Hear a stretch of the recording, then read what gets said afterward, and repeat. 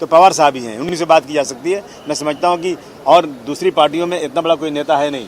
मैं उनके पास चल कर सिर्फ इसलिए आया हूँ, सर मैं 5 उम्मीदवार अनाउंस कर चुका हूँ, यदि आप मुझे जवाब देते हैं तो ठीक है, नहीं तो मैं 25 उम्मीदवार मेरे पास तैयार हैं, मैं लड़ाऊँ। क्योंकि मेरे को इसके पहले 2 बार धोखा कांग्रेस से हो चुका है।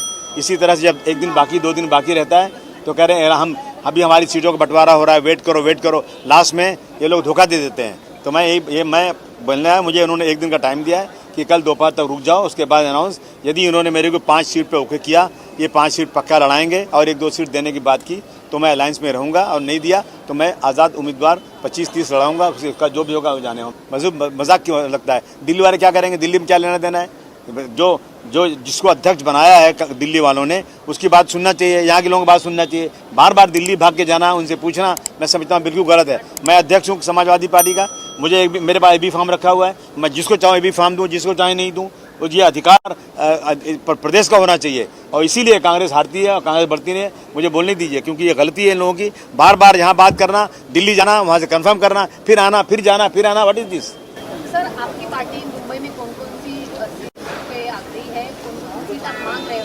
देखिए, मैं मुंबई मैं और कई सीटें मांग रहा हूँ। मैं जो पवार साहब की सीट है, जहाँ पे अपना अनुशक्ति नगर, अगर उनके पास कोई तगड़ा उम्मीदवार नहीं है तो मेरे पास है, फहद करके है, जो उसी कंस्टिट्यूंसी में रहता है और बहुत क्वालिफाइड लड़का है और संघर्ष करने वाला है, सोशल वर्क बहुत ज़्यादा है। मैंने कहा कि अगर वो सीट आप मुझे देते हैं तो मेरे में जोड़ लीजिए आप। एक वो चल रहा है, और नहीं देते हैं तो लड़ाइए आप। बाकी मैं बाइकल्ला की मैं मांग रहा था, बाइकल्ला मुझे दे दीजिए, मेरा वहाँ बहुत अच्छा वो है, प्रभाव मेरा वहाँ पर है। वर्सोवा मुझे दे दीजिए आप।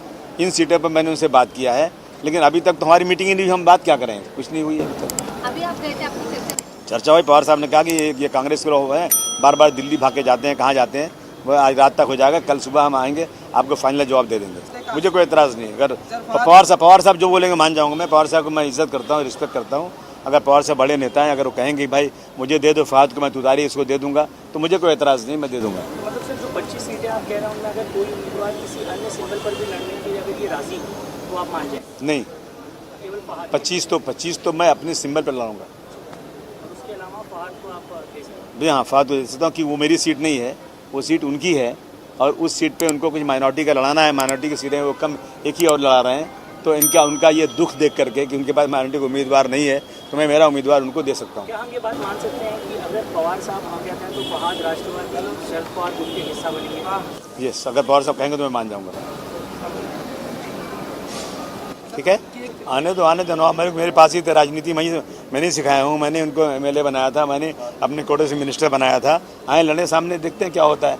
लेकिन माइनॉरिटी के लोग और इस देश में वो लोग जो डॉक्टर भीमराव अंबेडकर साहब के अनुयायी हैं, जो गांधी जी को मानते हैं, वो लोग कभी ज़िंदगी में बीजेपी को वोट नहीं देंगे। चाहे कितना चेहरा भी बदल कर आ जाओ, किसी का नाम भी लेकर आ जाओ, लेकिन माइनॉरिटी 1% भी वोट नहीं देगी बीजेपी को। सर 85 का फॉर्मूला तय हुआ था, लेकिन मेरा कोई पेज नहीं फंसा है। मैं कोई बेगिंग करने वाला नहीं हूँ, भीख मांगने वाला इंसान नहीं हूँ। मैं आज़ाद इंसान हूँ, आज़ाद पंछी हूँ। मैं कल तक अगर मेरी सीटों का नहीं हुआ तो मेरे पास उम्मीदवार तैयार हैं।